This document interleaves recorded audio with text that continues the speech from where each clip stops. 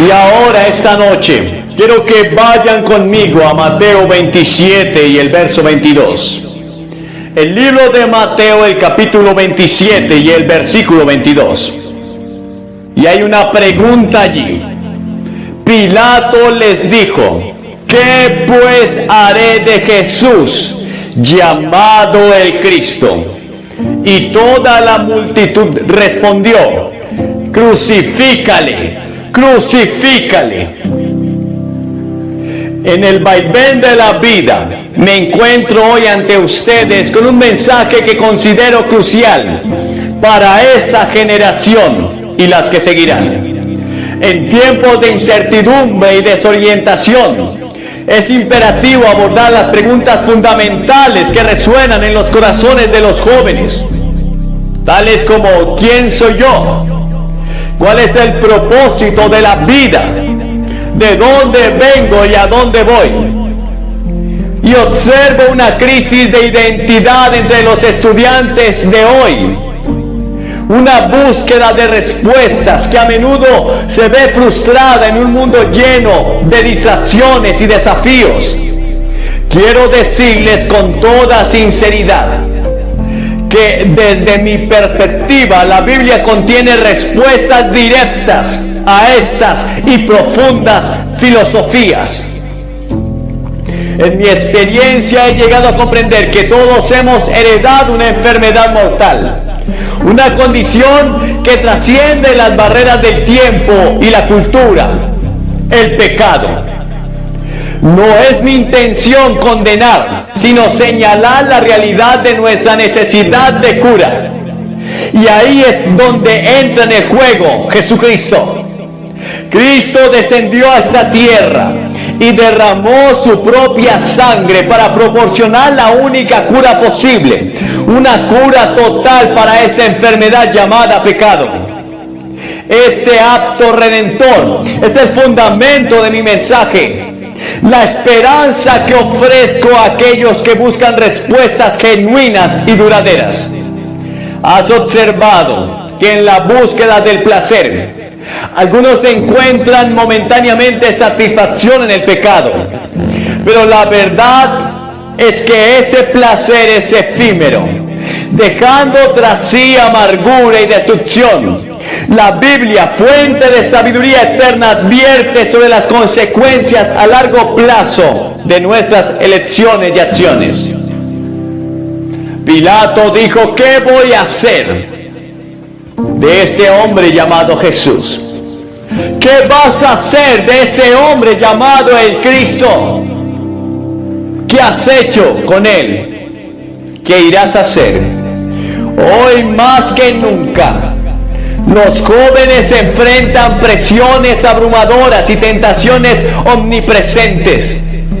En este contexto, afirmo con toda convicción que la ayuda de Dios es esencial para resistir y superar estos desafíos. La fe en Cristo provee el poder necesario para decir no a las tentaciones que acechan en la sociedad contemporánea. En un mundo donde la moralidad a menudo se ve difuminada, sostengo que la juventud anhela la verdad, un código moral claro y sin concesiones. Mi llamado es ofrecerles esta guía, proporcionando una brújula moral en medio de la confusión reinante. La institución familiar, que considero fundamental, enfrenta amenazas en forma de divorcio, infidelidad y rebelión.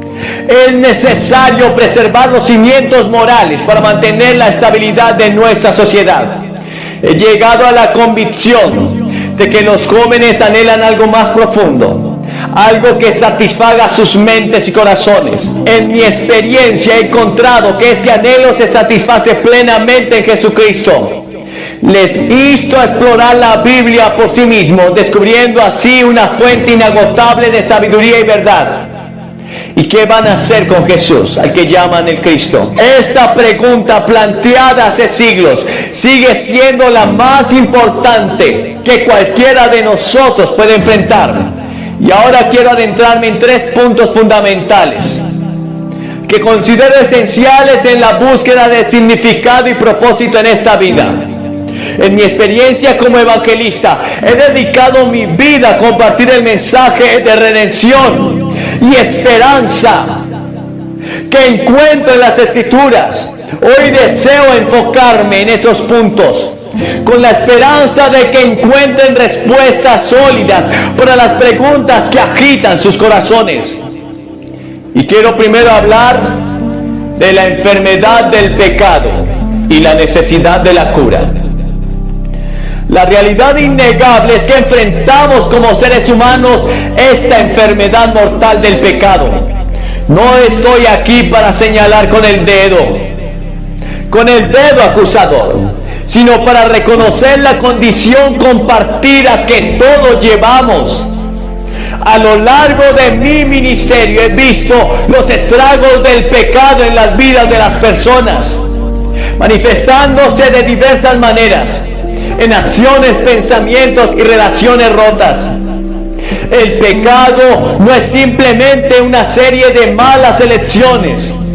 Es una enfermedad que se arraiga en el corazón de cada individuo, como bien señala la Biblia, por cuanto todos pecaron y están destituidos de la gloria de Dios. Romanos 3:23.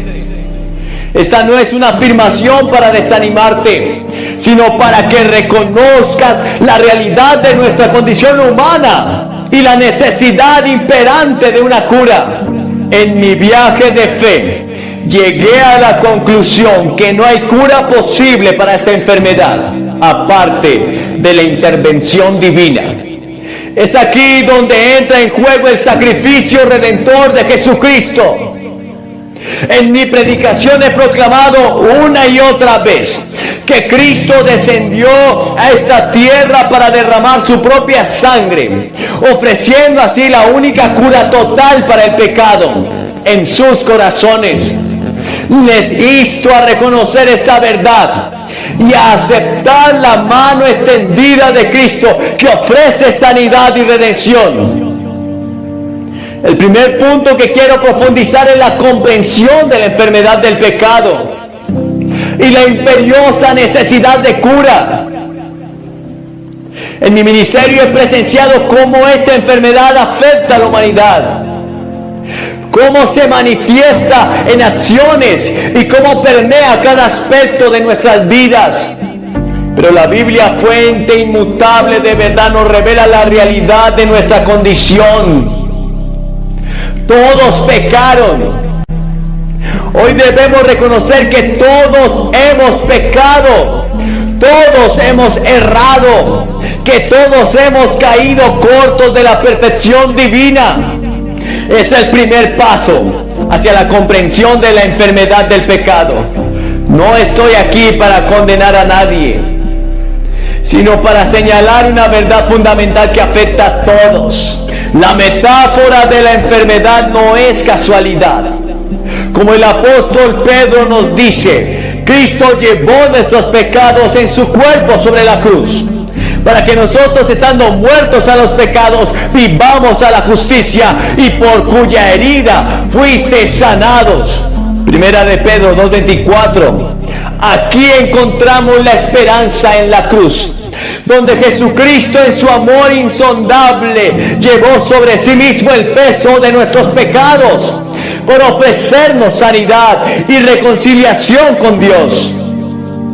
Y en mi predicación he compartido una y otra vez la verdad que no hay cura posible para esta enfermedad del pecado, aparte de la intervención de Dios en nuestras vidas. Pero Dios, que es rico en misericordia, por su gran amor con que nos amó, aun estando nosotros muertos en pecado, nos dio vida juntamente con Cristo. Efesios 2:4. Es a través de la gracia de Dios, manifestada en el sacrificio de Cristo, que encontramos la cura total para nuestra condición. Hoy les insto a reflexionar sobre sus vidas y a reconocer la realidad del pecado, no como un ejercicio de culpa, sino como un paso crucial hacia la cura, Porque si confesamos nuestros pecados, Él es fiel y justo para perdonar nuestros pecados y limpiarnos de toda maldad. Primera carta de Juan 1:9. La confesión y el arrepentimiento son llaves que abren la puerta de la gracia redentora de Dios. Jesucristo no solo ofrece perdón, sino también transformación. De modo que si alguno está en Cristo, nueva criatura es. Las cosas viejas pasaron, he aquí todas son hechas nuevas. Segunda de Corintios 5:17. Esta transformación es el proceso de cura de Dios. Él desea realizar en nuestras vidas, llevándonos de la esclavitud del pecado a la libertad y la plenitud en Cristo. En resumen, la enfermedad del pecado es una realidad que afecta a todos. Pero la buena noticia es que la cura está disponible en Jesucristo a través de la confesión, del arrepentimiento, del creer que Cristo murió y resucitó por nosotros, y la fe en el sacrificio redentor en Cristo en la cruz nos libra de esta enfermedad. Podemos experimentar la sanidad y la renovación que solo Dios puede ofrecer. Los animo a acercarse a Él con corazones abiertos, listos para recibir la cura que solo viene a través de la gracia abundante de nuestro Señor Jesucristo. Pero luego el segundo punto, quiero sumergirlos en el engaño del placer temporal y la búsqueda de la verdadera satisfacción.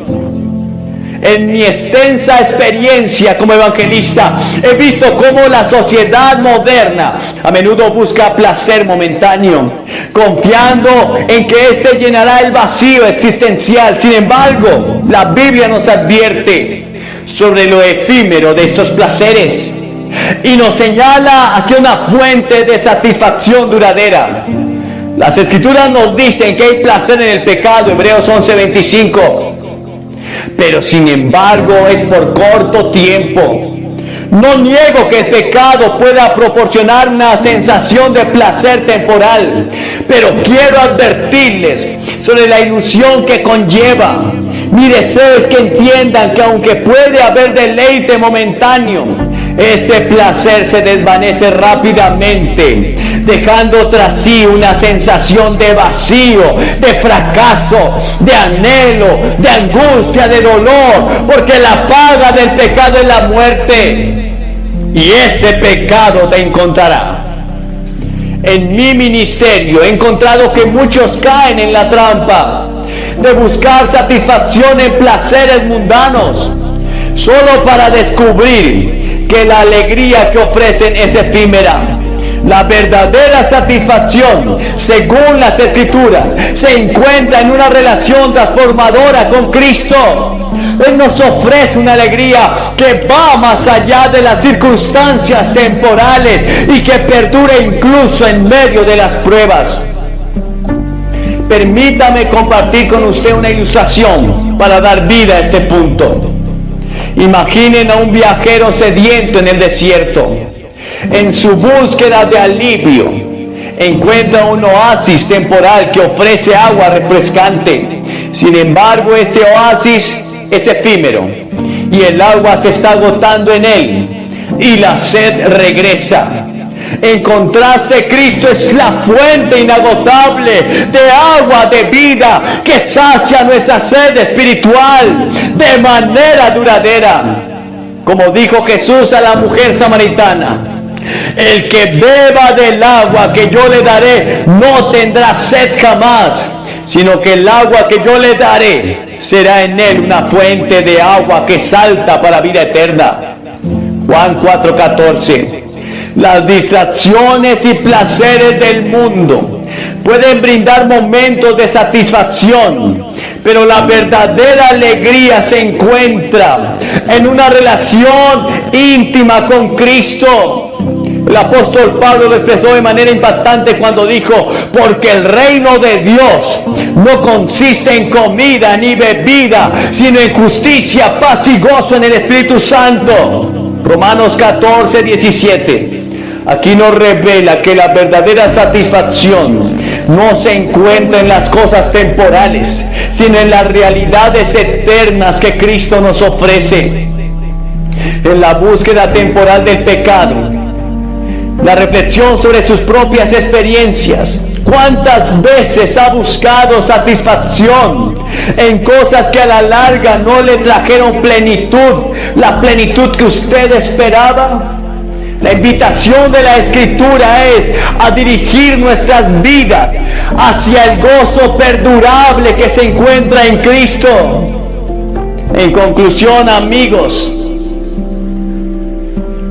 la conclusión es que debemos reconocer la sed de satisfacción que todos compartimos. Sin embargo, yo les insto a no dejarse engañar por el placer temporal, sino a buscar la verdadera alegría que solo se encuentra en una relación con Jesucristo. Que nuestras vidas reflejen la sabiduría de buscar la satisfacción duradera en lugar de caer en las trampas del placer momentáneo. Que el gozo perdurable de conocer a Cristo llene sus corazones y les guíe hacia una vida plena y significativa. Pero luego el tercer punto, deseo dirigirnos hacia la necesidad de orientación moral y espiritual en un mundo desorientado y decadente. En todos estos años he observado con pesar cómo la brújula moral de la sociedad ha perdido el norte, dejando a las generaciones jóvenes y aquellos que buscan un propósito en la vida en medio de la confusión y la falta de dirección. La Biblia nos advierte sobre los peligros de seguir un camino sin guía moral. Hay camino que al hombre le parece derecho, pero su fin es camino de muerte.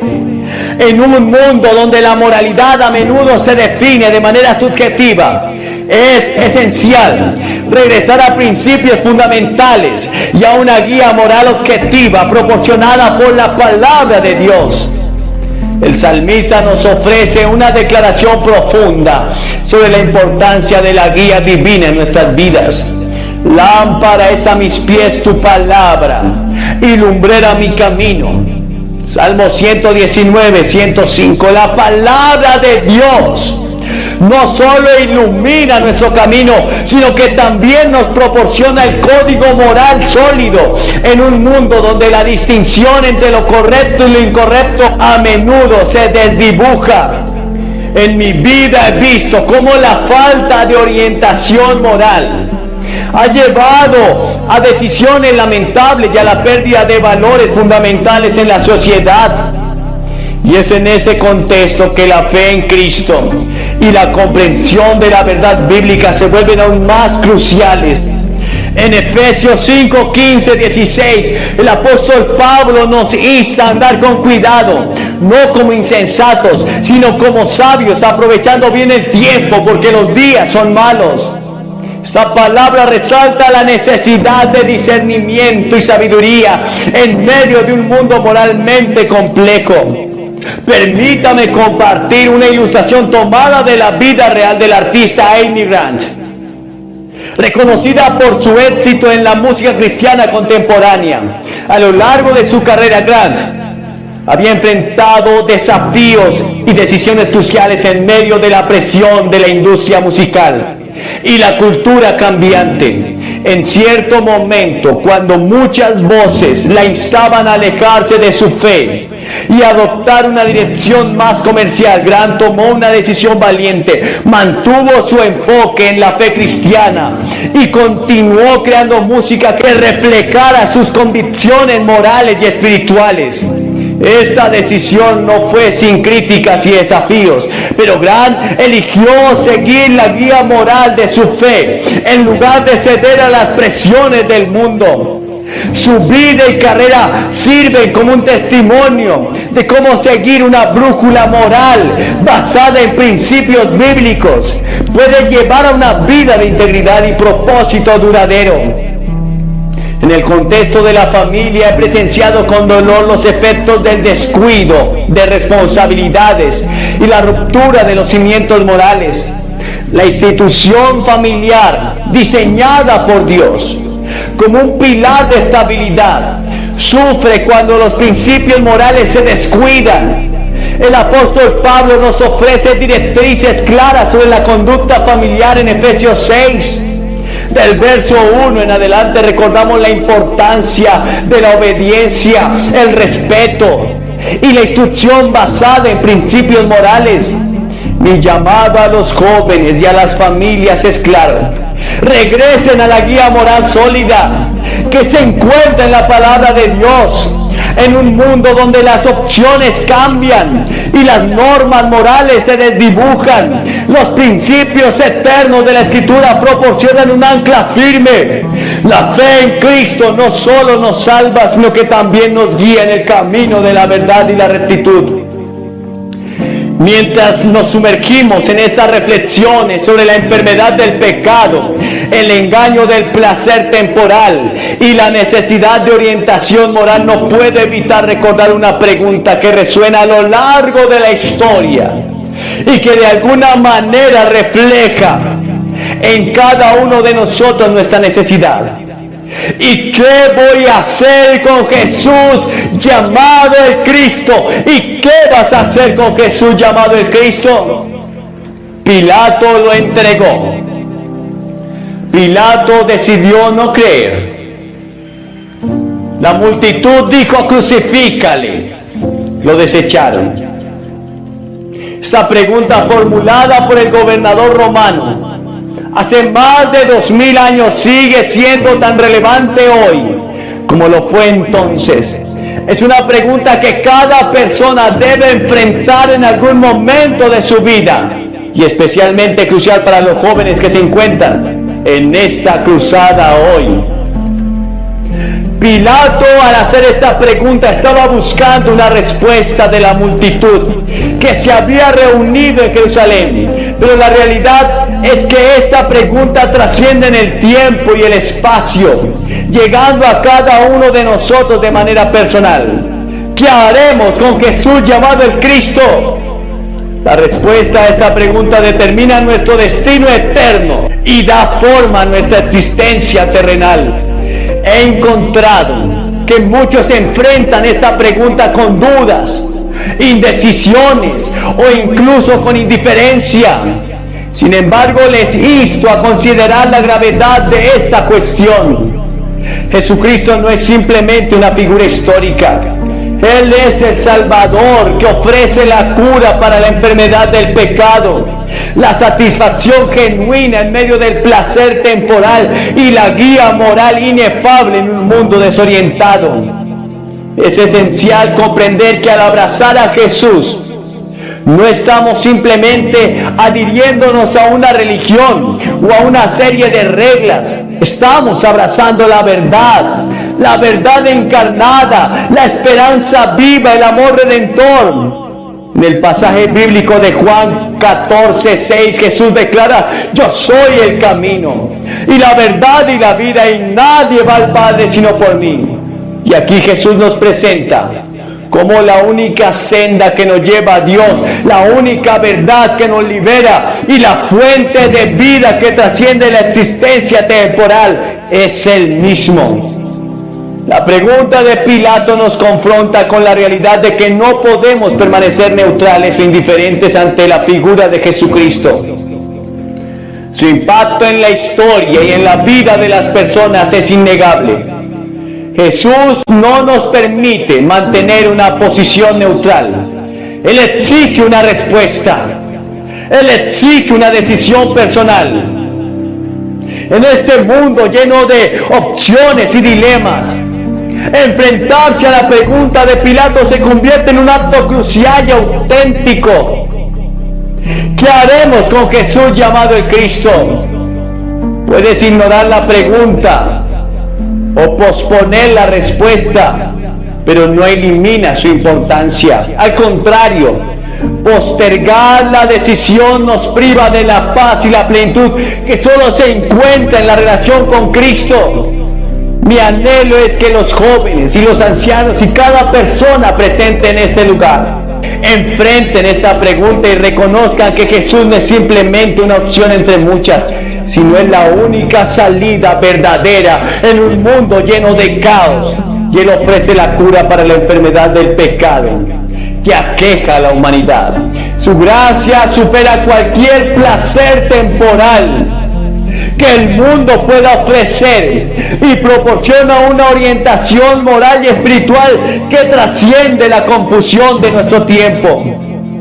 Permítame compartir solo una experiencia más de la vida real para enfatizar este punto.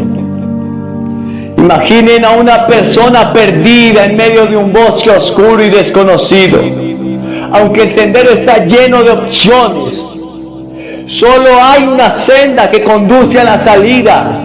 De manera similar, en este mundo de opciones y desafíos, solo Cristo es la senda que nos lleva a la verdadera libertad y plenitud.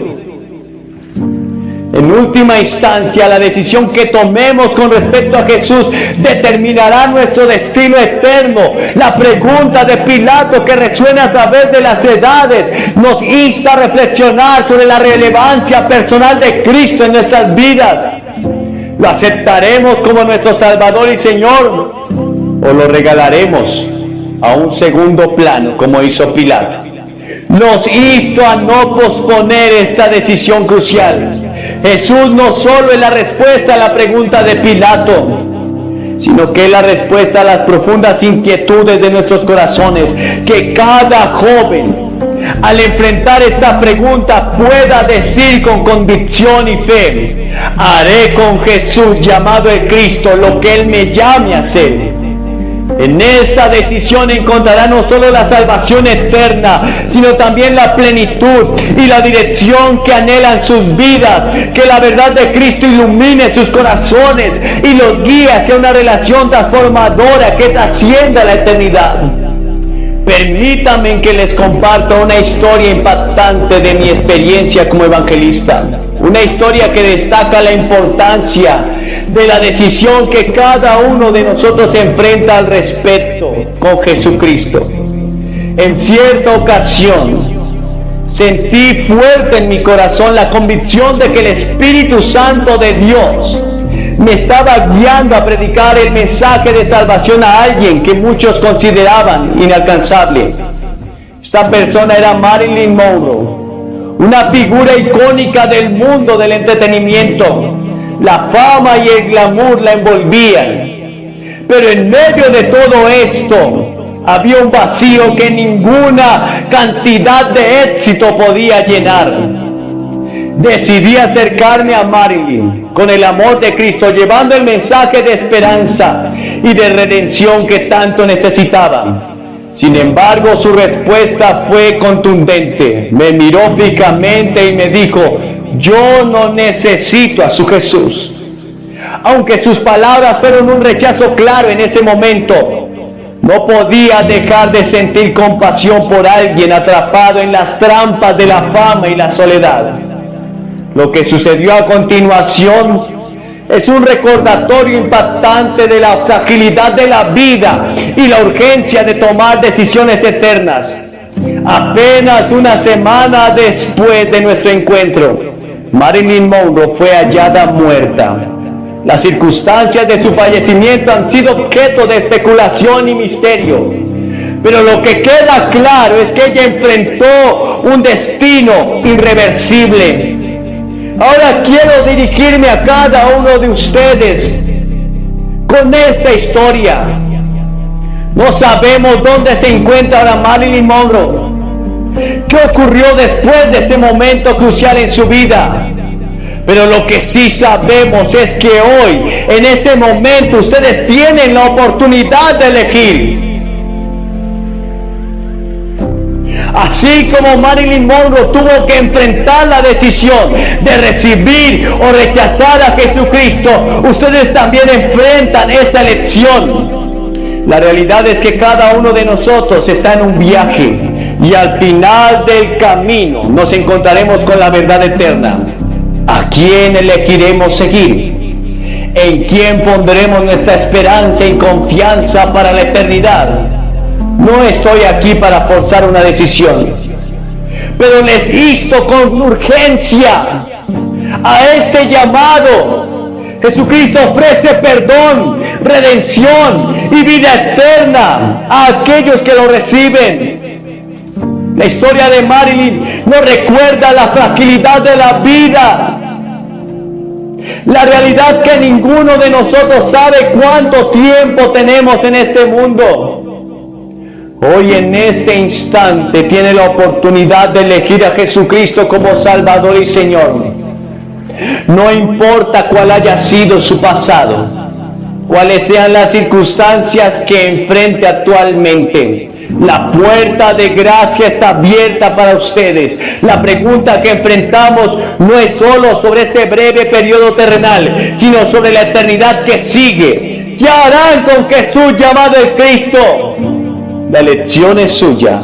El mensaje de Cristo es uno de amor incondicional, redención y un futuro lleno de esperanza. En este momento los invito a abrir sus corazones. Si sienten el llamado del Espíritu Santo, si reconocen la necesidad de un Salvador, no dejen pasar esta oportunidad. La vida es efímera y frágil. Hoy pueden elegir el camino de la vida eterna. Pueden recibir el regalo de la salvación que Cristo te ofrece. No permita que el mañana sea incierto. Sin la certeza de la esperanza que se encuentra en Cristo, acepte este regalo de amor y perdón y gracia hoy mismo. Les voy a pedir que se levanten de su silla. Y al venir solo tienes que hacer 3 cosas. Primero tienes que arrepentirte. Y arrepentimiento significa cambiar de dirección. Significa que estás dispuesto a abandonar el pecado. Y aceptas que te has equivocado y que eres un pecador. Que te has encargado de tu vida, pero quizás ha sido un fracaso. En segundo lugar, tienes que poner toda tu fe en Cristo. Puede que seas miembro del coro de la iglesia, incluso un clérigo. Pero si no tienes la seguridad de que Cristo haya nacido en tu corazón, ven ahora mismo. En todas nuestras reuniones siempre pasan ministros que llevan años predicando, pero que no sentían que eran salvados. Pones tu fe en Cristo, tu confianza, toda tu fe solamente en el Salvador y en su sacrificio por ti en la cruz. Y en tercer lugar, debes confesarlo públicamente. Debes pararte ante esta plataforma, ante todos estos testigos y confesar públicamente que rechazas el pecado, pero aceptas a Cristo. ¿Qué vas a hacer con ese Jesús llamado el Cristo? Es urgente mi llamado, porque no sé qué será de ti el día de mañana. Te levantas y vienes ante esta plataforma y oraremos por ti. Te daremos algo de literatura y luego podrás volver. Y a ustedes que están viendo este video, en cualquier parte, quizás estás en un bar, en un motel, quizás estás drogándote o alcoholizándote, no importa la condición, Jesucristo te ama y te dice: ¿qué vas a hacer conmigo? Puedes aceptarlo ahora mismo en el lugar que estés y Él vendrá a salvarte, te dará un destino nuevo, tu vida cambiará. Solamente recíbelo. Esta es la hora de tu salvación y el momento de tu encuentro con Dios. En el nombre de Jesús. Ahora, hoy quiero que vayas conmigo al capítulo 5 del libro de Daniel. El libro de Daniel, el 5º capítulo del libro de Daniel. Supongo que más que cualquier otro libro de la Biblia, este libro predice el futuro, a menos que se lea el libro de Apocalipsis. Y cuando leas el libro de Apocalipsis, lee siempre el libro de Daniel. El libro de Daniel en una mano y el libro de Apocalipsis en la otra. Y luego frente a ti el periódico. Y todos se encajan, porque Daniel es un libro de profecía. Pero lo que quiero hablar hoy de Daniel es un incidente que sucedió en su vida, que creo que tiene que ver con lo que vemos que sucede hoy en nuestro mundo. Y en este capítulo al que nos dirigimos, no me tomaré tiempo para leérselo, se los contaré. Es la historia de Daniel en Babilonia. Había sido llevado a Babilonia desde Jerusalén. Jerusalén había quedado bajo el juicio de Dios, como lo había predicho Jeremías. Todos los juicios que Jeremías había predicho, todos los juicios que predijeron los profetas, todos se habían hecho realidad, o aún estaban por hacerse realidad. Esta es la palabra de Dios, es una palabra infalible, y en muchos lugares de las Escrituras la Biblia predice el futuro día del juicio, y ese futuro periódico de juicio que vendrá sobre el mundo entero. Bueno, Jerusalén había sido juzgada tal como lo había predicho Jeremías. Dijo que a menos que Jerusalén se arrepienta de sus pecados, serán juzgados y el juicio vendrá. Y entre los que fueron llevados cautivos por Nabucodonosor a Babilonia, a 1500 millas de distancia, estaba el joven Daniel y sus amigos.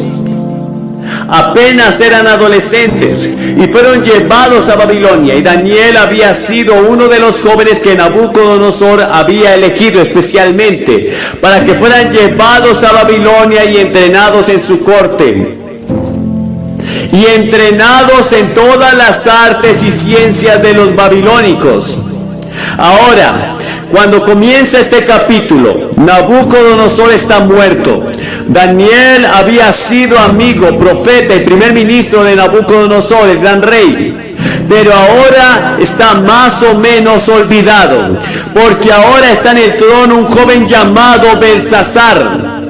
Ahora Babilonia en aquel tiempo era el imperio más grande del mundo, era la nación más poderosa del mundo, era la nación más rica del mundo, y la Biblia describe al rey Belsasar como joven, rico, poderoso, pero al mismo tiempo era egoísta y egocéntrico.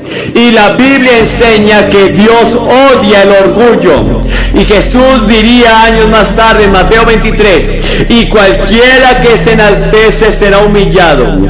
Si intentas decir lo grandioso que eres y dejas a Dios fuera, o si actúas como si pudieras resolver tus propios problemas y arreglar tu propia vida sin la ayuda de Dios, Dios dice: voy a derribarte. Y además era un hombre muy despreocupado. Era un playboy, amaba la tranquilidad y amaba el placer. Y la Biblia dice: ay de los que están tranquilos. En Estados Unidos estamos tranquilos en comparación con el resto del mundo. Y entonces Belsasar acababa de obtener algunas victorias militares, y su padre, que era un gran general, estaba en las fronteras guiándolos de victoria en victoria. Entonces decidió que quería celebrar. Él decidió tener una gran fiesta, y sería la fiesta más grande que Babilonia jamás hubiera visto. Babilonia con todo su glamour, Babilonia con toda su riqueza, Babilonia con todo lo que tenía. Dijo: tendremos una gran fiesta más grande que cualquier otra que haya sido hecha en el mundo. Así que ordenó a los mejores bailarines, los mejores vinos, las mejores comidas, envió una invitación a 1000 de sus señores y damas de todo el imperio para que vinieran en sus carros, enjollados, y vinieron. Y esa noche, mientras festejaban, bailaban y bebían en los jardines bajos que Nabucodonosor había construido para su esposa amada, una de las 7 maravillas del mundo. Belsasar se emborrachó y allí estaba él, el rey de un imperio, maestro de un banquete, el centro de todas las atenciones, bailando toda la noche. Pero la Biblia dice: no os engañéis, Dios no puede ser burlado, porque todo lo que el hombre siembra, esto también segará. Belsasar, cuidado, el juicio se acerca. Estás yendo demasiado lejos. Hay un punto más allá del cual la paciencia de Dios no llegará.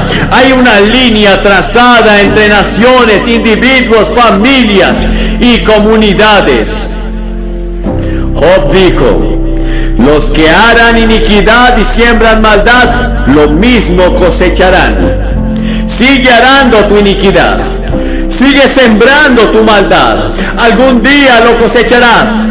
Oseas dijo: porque sembraron para el viento y torbellino cosecharán. Jeremías dijo: sembraron trigo, pero cosecharán espinos. Y así, en medio de este banquete, Belsasar estaba bailando con una joven hermosa y sexy, y de repente todos se quedan en silencio. Se podía oír caer un alfiler.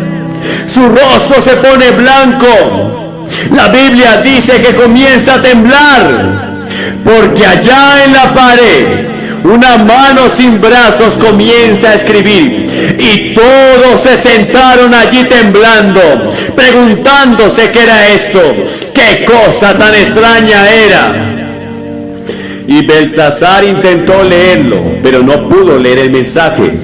Entonces él dijo: llamen a los astrólogos, llamen a los adivinos, llamen a los caldeos, llamen a los magos, llamemos a todas las personas que puedan leer este tipo de cosas. Y entraron, pero nadie podía leerlo.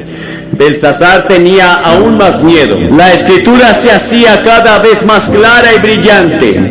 La gente estaba asustada y su madre se enteró. Y por cierto, su madre no estaba en esa fiesta, pero ella entró y dijo: hijo, ¿qué es esto que oigo acerca de una escritura extraña?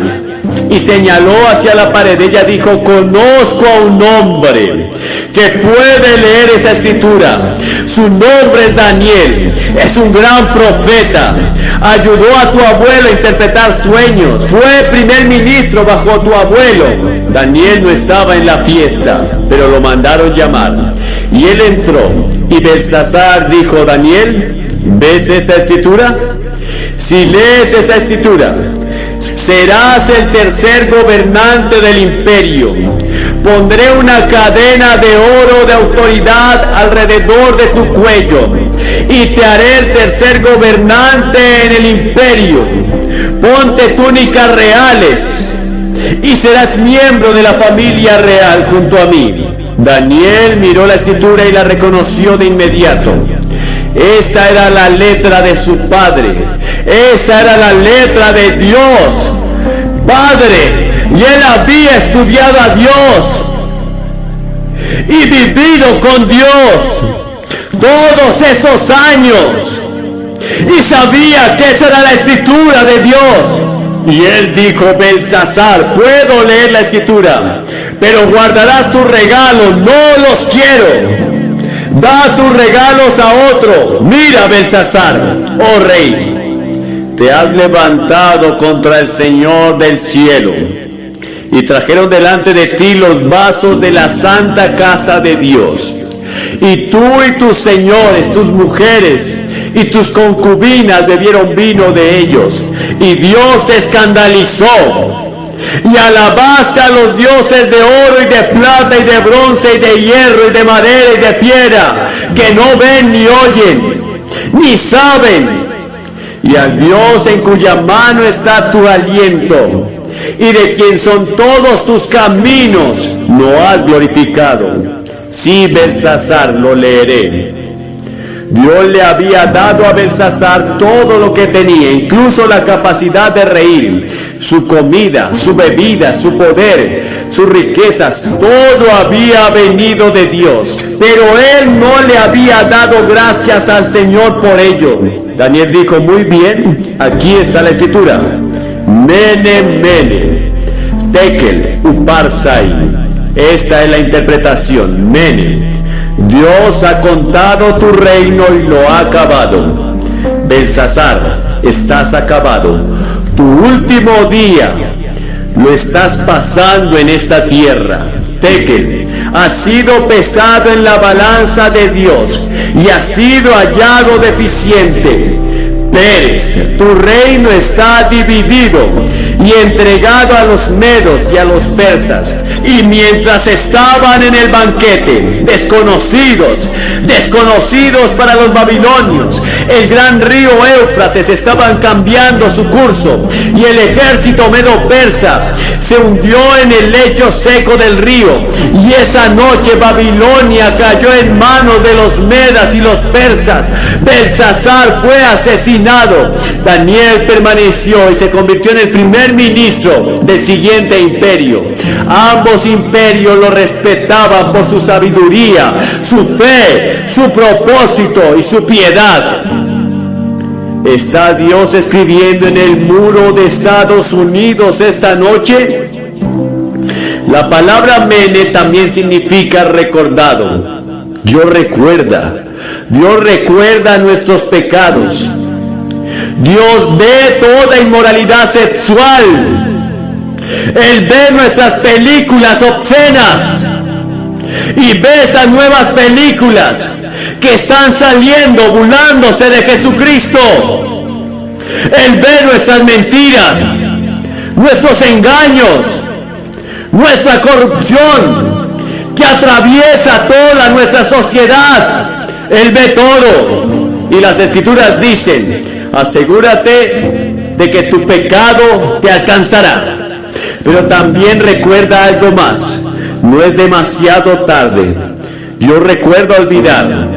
Cuando cualquier grupo de personas, cualquier nación se arrepienta de sus pecados y se vuelva al Señor, Él perdonará sus pecados y sanará la tierra. Esa es la promesa del Señor. En segundo lugar dice, fuiste pesado en balanza y hallado falto. La escritura dice, tú pesas los caminos de los justos. El Señor dice, en el Señor se pesan las acciones.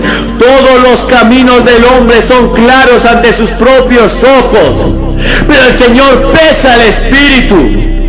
Esta noche se está pesando a la nación, al mundo. Está siendo pesado en la balanza de Dios. Nuestros pecados son grandes a los ojos del Señor y estamos siendo pesados en su balanza. Y muchos líderes intelectuales creen que la escritura ya está escrita en la pared y que el juicio ya está comenzando a tomar lugar. Pero Dios nos pesa como individuos. ¿Con qué nos va a pesar? ¿Qué hay al otro lado de la balanza? Verá, aquí está la balanza. Aquí está usted. Y aquí está lo que Dios la pesa. Primero, te pesará según los 10 mandamientos.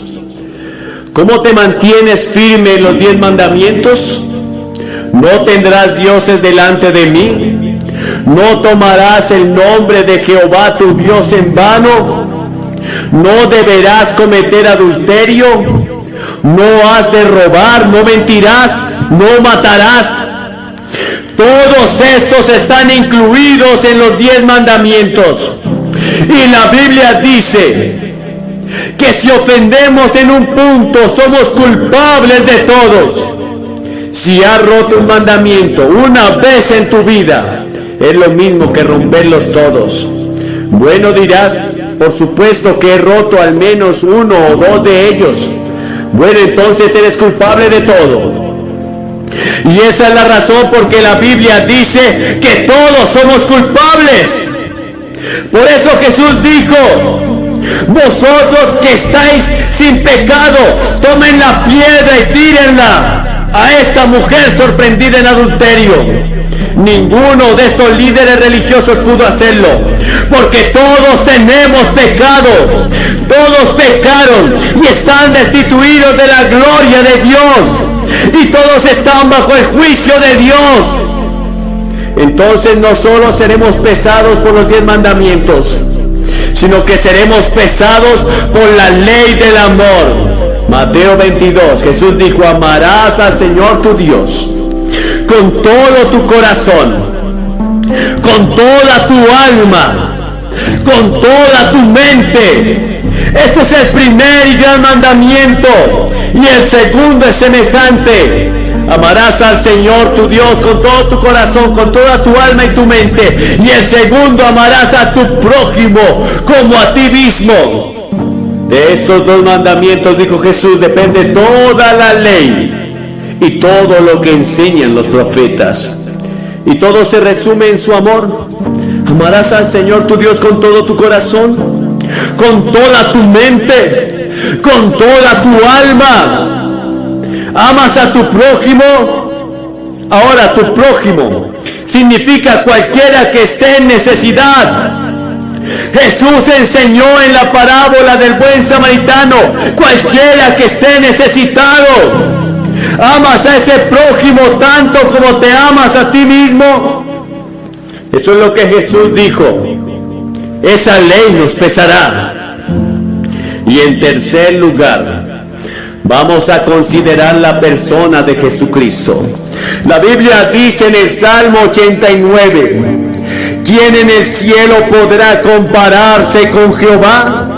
¿Quién entre los hijos de los valientes podrá compararse con Jehová? Isaías dijo: ¿y quién se asemejará a mí?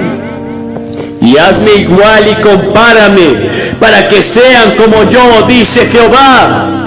Sed santos, porque así soy yo. Ahora bien, Jesucristo fue el único justo y el único hombre santo que jamás haya existido. Algunas personas en la India la llaman hombres santos, pero Jesús fue el único hombre verdaderamente santo en la historia.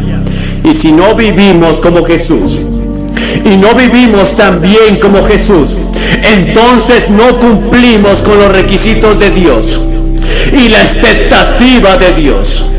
Y dices: Billy, ¿quién en el mundo puede ser como Jesús? Nadie. Esa es la razón por la que todos tienen que decir: soy un pecador. Dios nos va a pesar por Cristo. Él nos va a pesar según los 10 mandamientos. Él nos va a pesar por la ley del amor.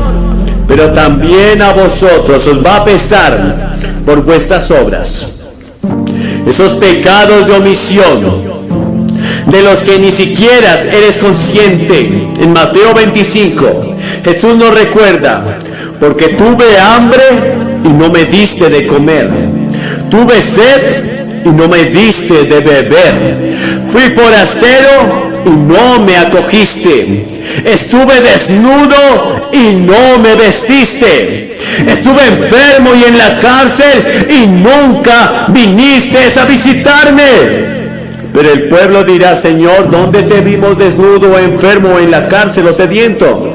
Entonces él le respondió: de cierto os digo, que en cuanto no lo hiciste con estos pequeñitos, tampoco a mí me lo hiciste. Eso afecta a todas las personas en este ámbito, y nos quedamos cortos. Y entonces Jesús proporciona sentencia. Él dice: los que sean culpables del pecado de omisión irán al castigo eterno, pero los justos a la vida eterna.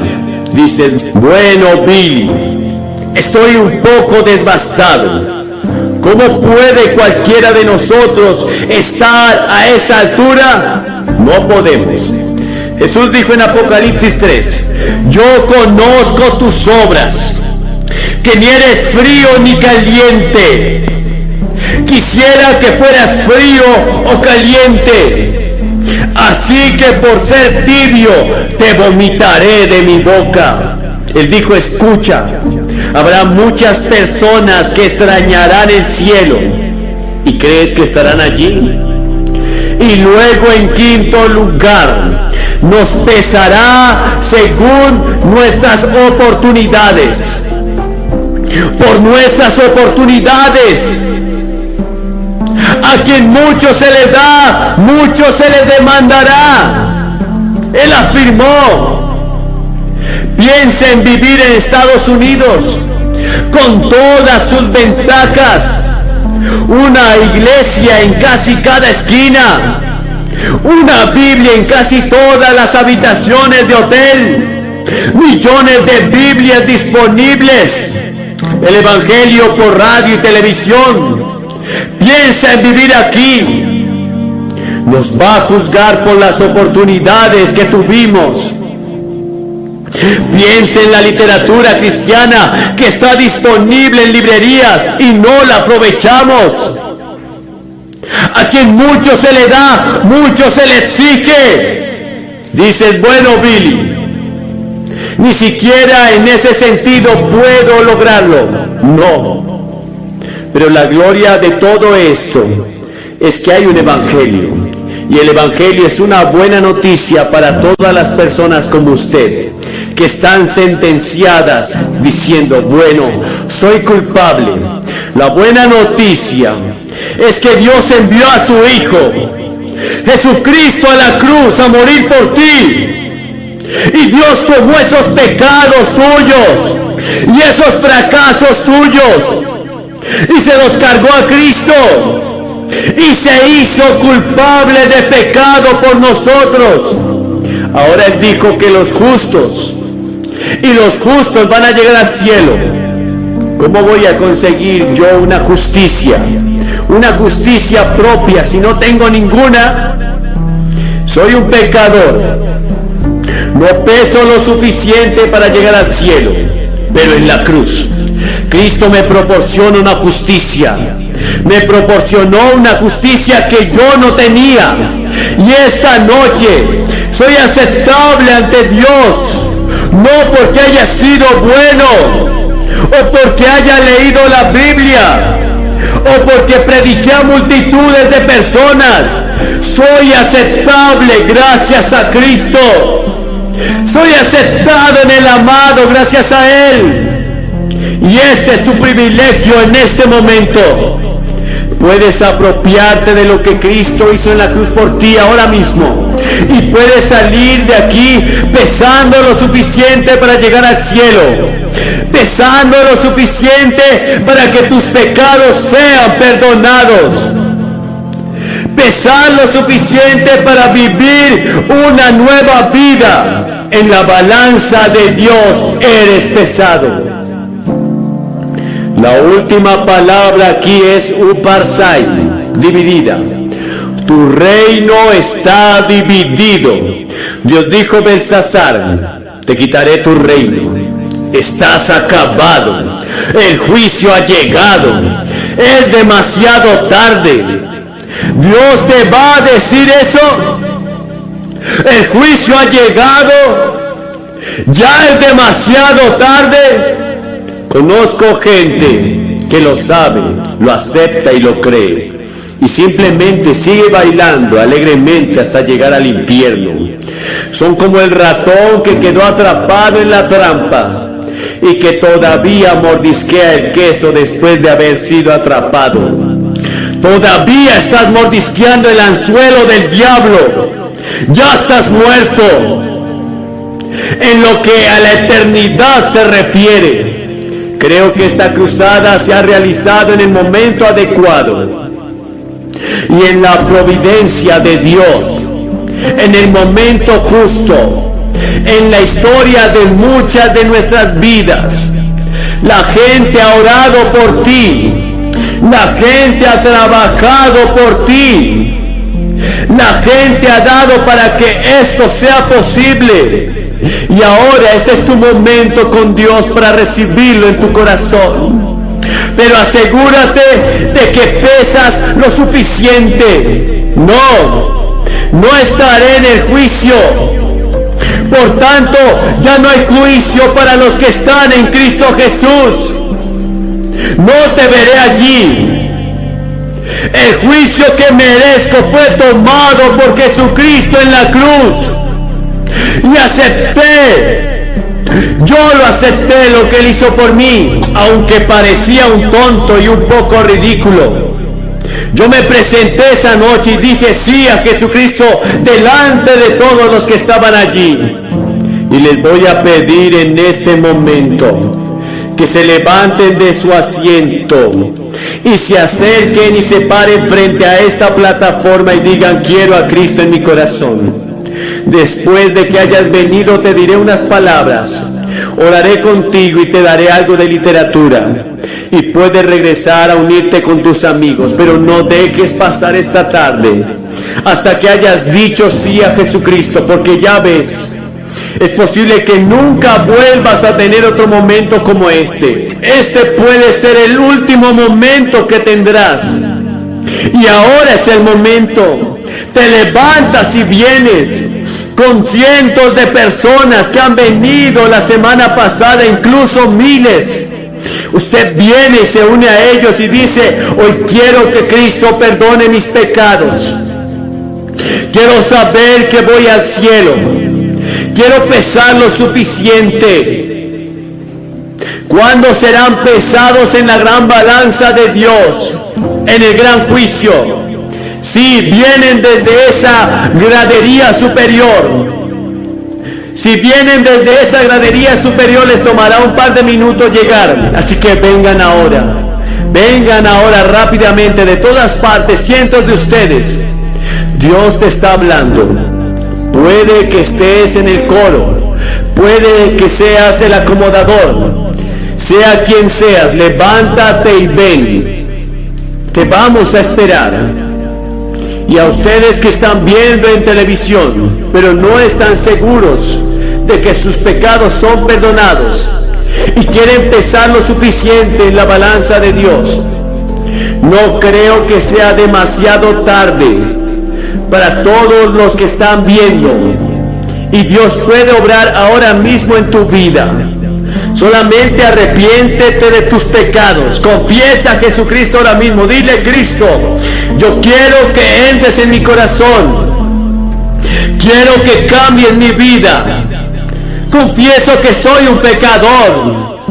Te pido que me cambies, transfórmame, renuévame. Decido dejar de pecar y seguirte a ti. Dios te ayudará. Dios te ayudará a lograrlo. En el nombre de Jesús, recíbelo ahora mismo.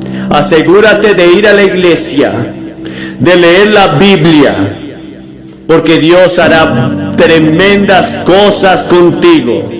Buenas noches y que Dios los bendiga.